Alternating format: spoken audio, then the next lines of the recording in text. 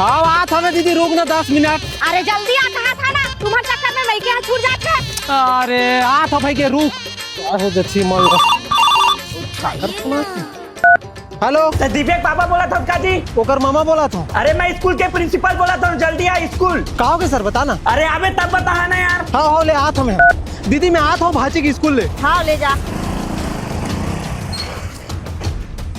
ऐसने संस्कार सिखाता अपन लड़का मन लाई स्कूल में गुंडागर्दी करे पर भेजता। देखो लड़का मुड़िल कैसे फोड़े है बिना फालतू के।